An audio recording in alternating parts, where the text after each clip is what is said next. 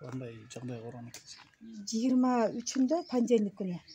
Эртең менин кызым окууга кеткен. Окуудан келгенден кийин мен памдабаппын. Сөйкөсү сынган болуп, бети кызарып келген. Анан мен деле анча внимание обращать этпеген экен. Кошунам чыгып айтты да, кызыңыз жакшыбы деп. Анан эмне болуптур десем, ошентип эжекеси уруп коюптур го деп. Анан мен эжекесине чалдым. Классный руководителине чалсам, мен уктум бул немен анда мындай, короче, үйүңө барат ошол эжеке деди. Анан шамга жакын үйгө келди эжеке. Келип эже мен эмоцияга алдырып коюп, башка кыздар менин жиниме тийип коюшту эле. Асема деген, Дамира деген кыз. Анан мен анын ортосунда менин кызым менен анын эжекенин кызы бирге окуп атпайбы булар менен, классташ болуп. Менин кызым менен экөө кичине урушуп кеткен экен. Менин кызым айтыптыр да, эжеке кызыңызды тыйып коюу десе, сен эмнеге менга антип айтасың деп, сволочь дептир десе, менин кызым оозуңузга карап сүйлөң эжеке, сволочь дебең десе, сволочтар деп ошентиптир да. Анан мага келди. Келип эже мен бир эле шапалак салып койдум кызыңызга.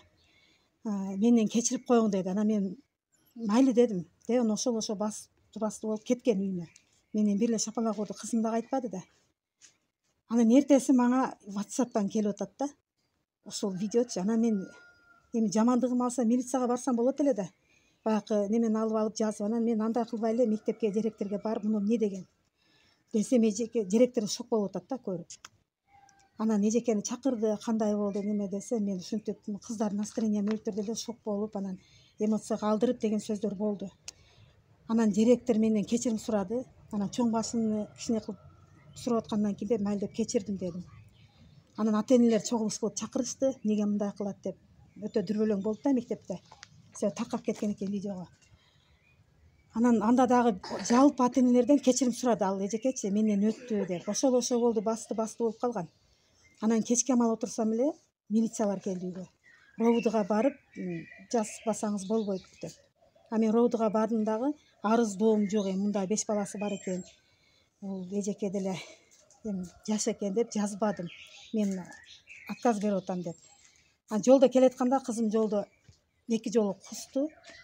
Анан судорог болуп калды да, жаман акыбалда болду эле. Мен шофёрдө айттым, туура хирургияга айдаң деп.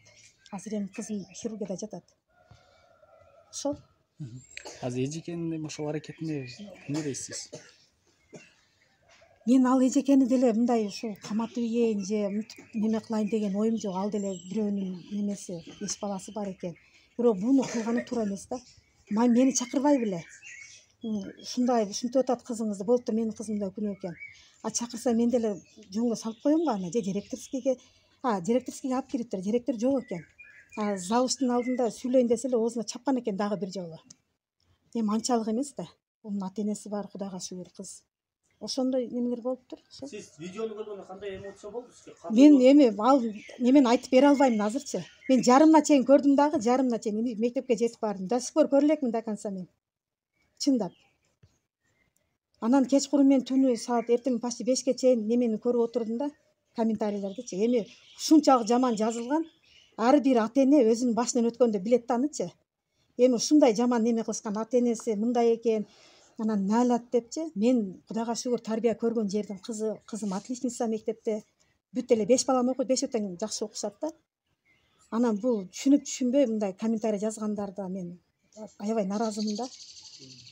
Ушул мага өтө катуу тийди ушул нерсе. Биринчи териштирип